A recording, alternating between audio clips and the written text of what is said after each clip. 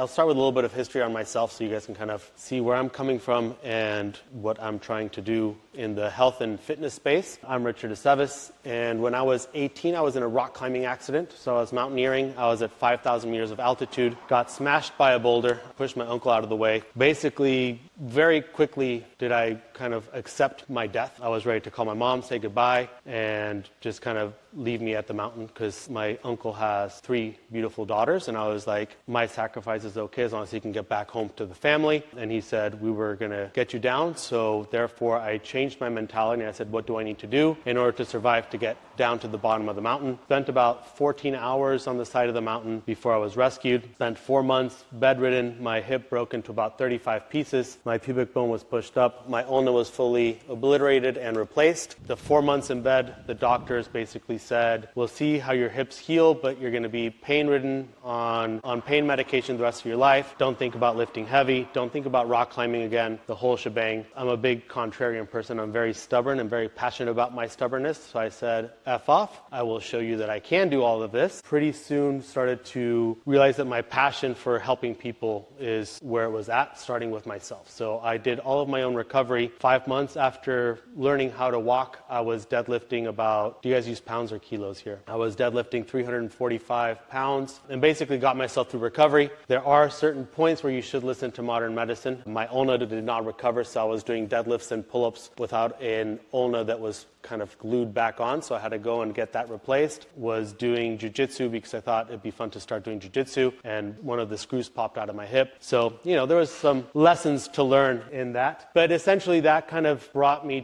to wanting to show the world that there is a lot that movement can do for you. That sort of brought me to want to open up my gym and teach people that they can do a lot more with their bodies than they think is possible. So I opened up a CrossFit gym. I ran it for about 8 years. Almost made it to the CrossFit Games. Basically, I was able to move very heavy weights very fast. And I started to have these recurring injuries, which you guys may be aware of. The shoulder starts to hurt, the knee starts to hurt, the hip starts to hurt. You start to go get massage therapy, then it's chiropractor, then it's acupuncture, then it's physiotherapist, so on and so forth. And it's this sort of recurring cycle. And so I was in this cycle that started every 3 months. My back would go out when I was trying to get a new PR on my deadlift, so I had it down stat. So the back would go out, I'd call my acupuncturist. Right after my back would go out, I'd go to the chiropractor, get popped. Then I'd go do, at that time there was cryotherapy, then I'd go get cupping, then I'd go get dry needling, and then I'd do some massage therapy, then I'd go to the physiotherapist, and then I'd be back to normal. And then that every 3 months turned to every 6 weeks. I found a coach that was able to show me a new way to train and to look at the body in a new way. And that was looking at the body through a scope of tension rather than looking at the body through the scope of positions. So you guys have all been training and learning how to deadlift from point A to point B. So that's what we'll talk a little bit about today, is how is it that we can get from just moving in the gym to being able to use the gym as a way of therapy, if you will, but as a way to better adapt to stress. And when I talk about stress, you guys think about, taxes and PTA meetings and kids and, whatever it may be, work life. All of that is stress. Stress is just stimulus. Stimulus coming in, right? How we express outward, the actions that we take based on the stimulus coming in, is going to help us either better adapt to stress or B, get anxiety. What's anxiety? Unused stress, unused stimulus, not taking action. So we'll get into the nervous system a little bit. I kind of created this guiding principle, which is how I train and how I look at the human body when I train and coach them. You guys will be getting a lot of that with Brendan. But essentially, through 18 years of coaching and kind of getting deeper into the nervous system and getting deeper into neuroscience and physiology from a more holistic standpoint, I've been able to really, understand that you cannot fragment the body. And this is where we always run into pit stops, whether it's, with therapy, with physiotherapy, with strength and conditioning, with neuroscience, because as people start to specialize, they stop looking at the entire picture. And so from a physiological perspective, you start to run into pitfalls or into blockades, when from a cognitive you start to run into blockades when more stress comes in than what you're being told you can handle or tolerate. And the environment plays a big role in it, which is always sort of being put aside as well. I specialize in the human. I don't specialize into strength and conditioning or a discipline. And so something that you guys will hear me say over and over again, the exercise is the byproduct. What we're doing here is we're creating the stimulus necessary to positively adapt to stress and express, okay? And that's very important because it doesn't matter if you're doing a deadlift. We should say it doesn't matter if the deadlift is being done with a sandbag, a barbell, a trap bar. What we're looking for is the stimulus out of that deadlift. And how you approach that exercise is going to help you or pull you back. So if you're approaching that barbell and you're stressed out about it because you feel your back's going to go out, what do you think is going to happen? More than likely, there's a lack of safety in your body that's trying to tell your conscious brain, hey, we've been here before and this is kind of scary. You might get hurt, right? Do you listen to it or do you attack it? And so that's what I really focus on at the superficial level. It looks like we're just lifting sandbags or doing deadlifts or grunting in this weird kind of awkward way while doing glute bridges. But at a much deeper level, we're rewriting how the body is observing the world and learning to express or behave in the world. The first thing that we need to understand is a little bit of how the body is working as I don't want to say machine, but it's an ecosystem that is learning continuously. As the job of the human body is to be as efficiently as possible to survive and procreate, right? At least that's sort of what we're looking at. We've always thought of the body as reactive to stressors, but in reality it's predictive. So we're a lot more like an AI machine, right? We're constantly learning, observing, predicting, and living out that prediction. So if you guys have ever heard of manifestation, and if you visualize it, it will happen, it is true to a certain extent. The body is looking to create the truth to its reality, a perception or a belief system. And so the way that the body is working is it's constantly learning since we're born, and we can go into much deeper conversations of generational traumas and passing over and all of that. But essentially, the body is constantly observing. So you could think of observation, it's happening through all the senses, through pressure, through frequencies, through eyesight, through hearing, through taste, through smell. And when it's observing, it's just looking for triggers, or do I need to be heightened, or can I be in autopilot, right? So who here has like the same route to work every day? Who here has ever been driving completely zoned out and goes, holy shit, how did I get home? I hope I didn't kill anybody. Your body likes efficiency. When you guys are doing the deadlift for the 10,000th time and you guys have known how to do this deadlift, you can kind of zone out. You can kind of start talking to somebody and start moving. The body's not really learning at that point. Does that make sense? So that's the beauty that we need neuroplasticity or positive adaptation to stress. So the body constantly observes, and then from there it starts to make a prediction of like, okay, this is safe, we can move, or we need to watch out for this. And then from there, it likes to live the experience. When you're constantly, if you're like a highly anxious, if you guys know that highly anxious person, it's like, oh my gosh, this stuff always happens to me.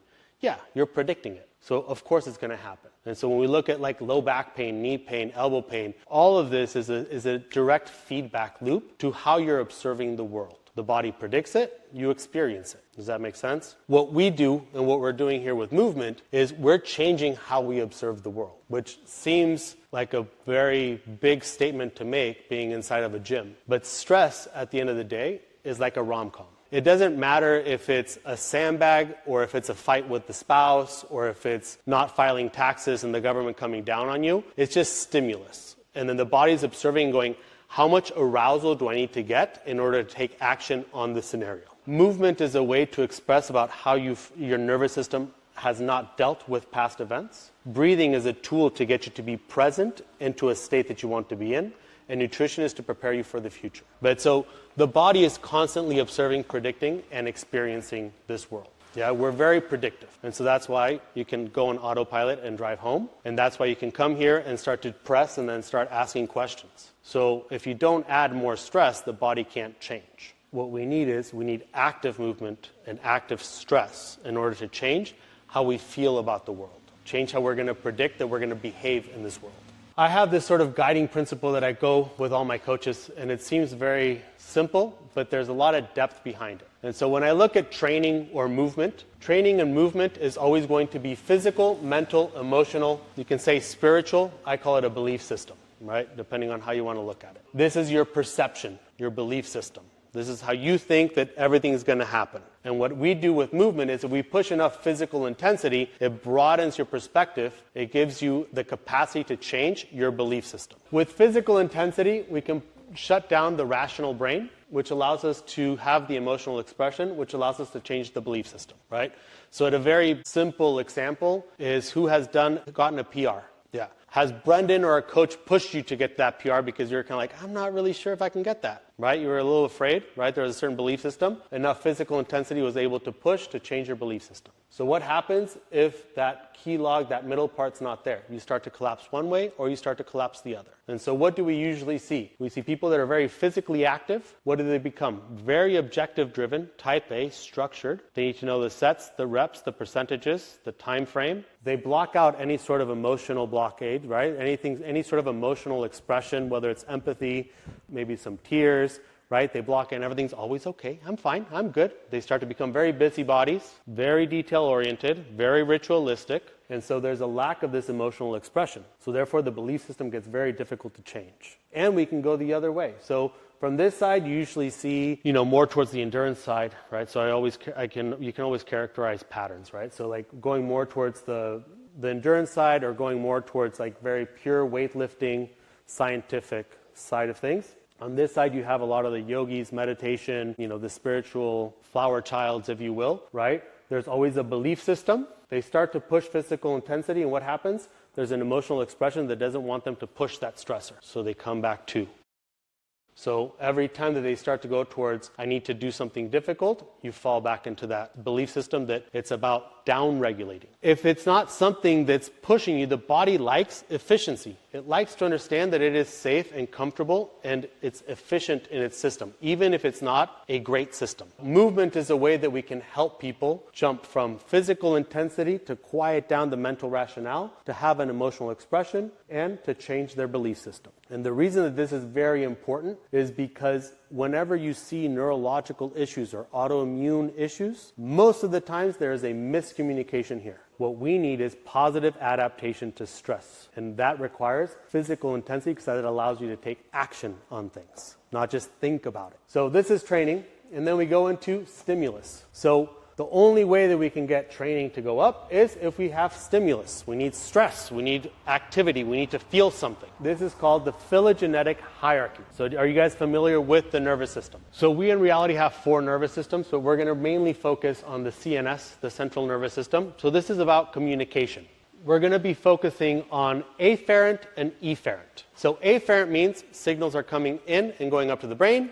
Efferent means signals are going out and you're taking action. A lot of this action is done automatically. Some of it is done actively. We focus on the active side. When we look at the nervous system, there's a thing called the phylogenetic hierarchy. And so this was done by Dr. Steve Porges. Essentially, he is stating that we go from our newest nervous system to our oldest nervous system based if we win or lose how we experienced our prediction. Does that make sense? So this is where it all kind of starts to tie in.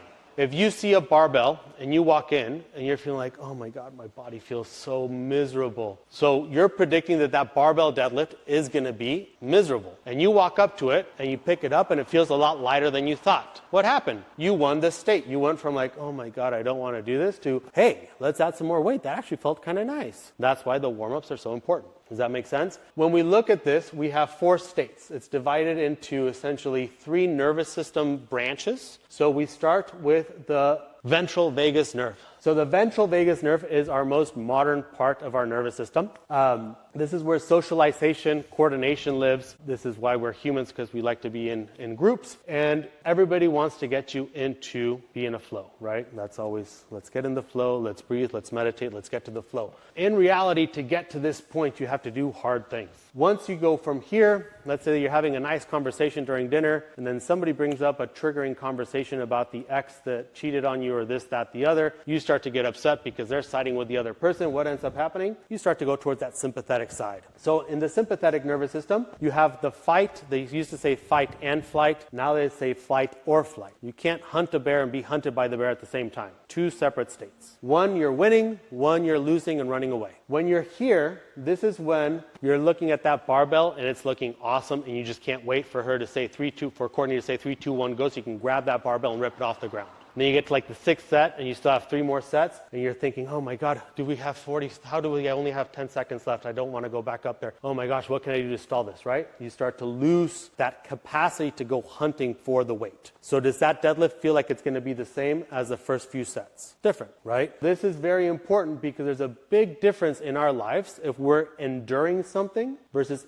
are we doing something. How you approach the event that you're about to do matters. So what's the point of picking up a sandbag if you feel that your back's going to hurt and you really don't want to do it, but you're only doing it because Brendan is yelling at you? Now what happens, has anybody ever done the maybe like sled workout where you're just absolutely zonked out, no matter who's talking at you, you just hear wah, wah, wah, wah, wah, wah, wah, right? That means that you go towards the freeze. So this is the dorsal vagus nerve. This is essentially when nothing else works, what happens? You play dead. The body tries to find something worth, something random, something new to try to get yourself back out. Obviously, the nervous system is constantly sending communication back and forth. And what we're trying to do, what Brendan and the coaches are trying to do, is trying to get you guys to express a fight so you can go into a true flow. What I'm here to do and to teach Brendan and the coaches is, how can I get you guys to always finish in a socializative state, in a present state? Because if you can do that, then the rest of the day you can go back to a fight. And if I can teach you how to win the fights, then that means that when you have taxes due or you have things you don't want to do, you go, I don't want to do them, but I know that if I get them done now, I don't need to procrastinate to 30 seconds before it's due. It's the same stress. It's just a different scope or a different lens. Does that make sense? These are macro and micro settings, meaning you could see barbell deadlifts and you're already in a fight state. But most of the day you're here, right? So what we're trying to do is we're trying to regulate the nervous system so you can better adapt to the stressors that are coming your way, being more active during the day, being able to understand, do I actually need to fight this person or should we just walk away? The function of the freeze is to try and find a way to get out and survive. The function of a flight or anxiety is to make sure that you're hypervigilant, to make sure you don't make a stupid decision. That's why women can strategize way better than guys for the most part. But it takes the guy to go, oh yeah, that's why we need to fight. Because the guy's like, dumb's like, oh yeah, okay, let's go, right? The women are like, wait, but what about this, that, the other? There's always a function to this. It's not that it's good or bad, it's just that it's necessary. When you look at the medications, they're looking at pure chemical components, right? When you look at cognitive therapy, they don't look at physical therapy. When you look at nutrition, you don't look, and so everybody just fragments and specializes and says, this is the way this works, but they don't understand the whole concept. So when you look at the full body, you have to understand that, you know, I do emotional mapping, so I can see where how the body holds on to stress and how I see you move. I can tell exactly what kind of life you've had and how your body is perceiving the world. The body does a great way of surviving and adapting. And if you teach it to handle less adaptation, it's going to handle adaptation. That's why you have kids now that can sit in a computer and not do anything all day. It's adaptation. The body's comfortable. It gets food when it needs to. It needs to go to the bathroom. Okay, what else do I need? Is it the right way or the wrong way? I'm not here to decide. I'm just saying that's what's happening, right? People nowadays are not able to handle stress like they used to. And so how many of us actually dissociate after a workout? Go into breathing, go for a nasal breathe walk around the building. Just give yourself time to completely down-regulate and understand what's important in life. So a regulated nervous system allows you to understand when you need time for yourself, when you need to take action, and when you're allowed to socialize. What happens? Does anybody ever over-socialize? Does anybody ever feel the left trap start to feel heavy when you socialize? Start paying attention. The body is very good at surviving and keeping its behavioral patterns. And so breath work functions as a tool to get you in the state that you want to be in. The state that you want to be in is not your conscious brain going, I want to be here, therefore I will be here. It's how your body is observing, predicting, and experiencing, and more importantly, how safe, confident it feels in performing the task. When you hold your inhale, what happens? Heart rate goes up. Cognitively, you become hypervigilant. You upregulate the nervous system to try and survive something, to endure. When you exhale and hold your breath, what do? You downregulate to not feel anything. You go to a freeze. So what happens when you guys do your super heavy squats or your deadlifts or your tosses or your rows? What's the first thing I see? Why? Because the body doesn't feel safe and confident to perform the task. But you're like within the community, because we are social creatures, you're like, no, I have to do this. So what do? Displace the tension physically so you can handle the movement mentally. So the breath work, depending on how you're breathing, allows you guys to either upregulate, downregulate, move to your safety, or take action on what you can already do. So that's why it's really important to breathe and move. The oscillation of the breath, the heart rate, and the muscle contraction is what allows you to get to that belief system. Everybody comes to the gym to look better naked, right? I want to lose 5 kilos. I want to feel healthy. I want to not feel my lower back. I want to deadlift 200 pounds. In reality, what they're looking for is safety in their body, confidence in their body, and the capacity to perform. You guys all came in here with a performance goal. I want to deadlift, I want to get out of pain, I want to lose weight. That's all performance. What Brendan is doing with his team here is he's creating safety in your body first. You cannot create performance if you don't have safety, right? The way that we generate safety is through volume. You need repetitions. How does a little kid learn to walk, a toddler? They fall, and they fall, and they fall, and they fall. Until finally they learn 10,000 ways not to walk and the right way for them to walk. Once we have volume, then we can generate confidence. Confidence comes with intensity, overload, learning to adapt to stress, right?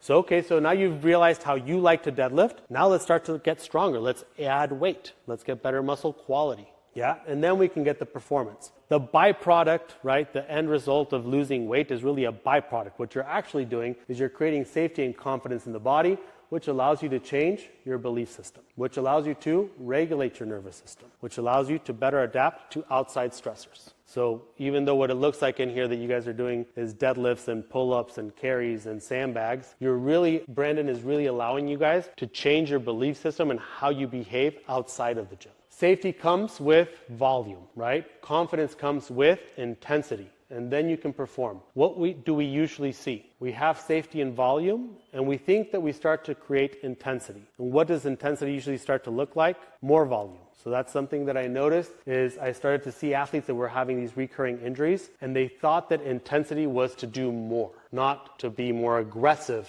in what they were already doing. So intensity comes in your capacity to go, we're going to do 2 sets of deadlifts, and I want you to go as heavy as you can. How accurately can you call out that weight? You guys did it was 12 deadlifts today, right?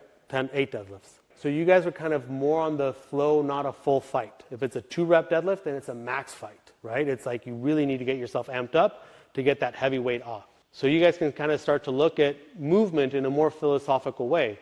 Am I going to be just kind of flowing and moving and staying present? Or is like I need to go into a street fight, right? This is strategic. If you're doing like a 500-meter row, kettlebell swings, toes to bars, back squats, you need to strategize where you're going to exert more energy, where you're going to conserve energy. Does that make sense? So it's all about just being able to regulate the nervous system and being able to approach it from a physical, mental, emotional level in order to have a broader belief system, right? A bigger perspective. I started to do Swami breathing, which you guys may know as oblique opener. Oblique opener is the pure physical aspect of it to create awareness of how the body holds on to tension. And then when I started to do it for a prolonged amount of time, I was able to understand how to upregulate, downregulate the nervous system, and more importantly, in a safe environment, how the body's holding on to stress. So when I started to do it for a longer period of time, I was able to problem solve and change my belief systems about why I am the way I am and how I behave to certain stressors. And I was able to see what has happened in people's lives and how acute or chronic that discomfort is for them. So if you're over-socialized, you have the left shoulder starts to act up. If you're more of a perfectionist and you have high stress with job and work and detail-oriented, you're going to see more of the right side start to pop up. If you're having low back pain going more towards the left side, you start to become more empathetic towards others. You're like the rock. You take on everybody's stressors. If you're more on the right side, you get more frustrated towards people. So I started to go from this breathwork methodology to being able to map out how the body's holding on to stress based on events that are happening in people's lives. So I called it emotional mapping. But what Swami allows you to do is it allows you in a safe environment, because you can't really get injured by just breathing on the floor, create awareness, blood flow, and contractions to the right muscles. So at the beginning I talked afferent, efferent. The muscles that we're working on are efferent muscles, meaning they only contract if you send signals from the brain to the muscle to contract. But the bigger muscles you get to contract when you want to. And so what this does is it starts to create awareness to the right muscles, so that then when you guys go do training or movement, not only are we able to contract those muscles when you need them, but you're also able to use the breathing to keep your body safe in its range of motion that it's capable for the day.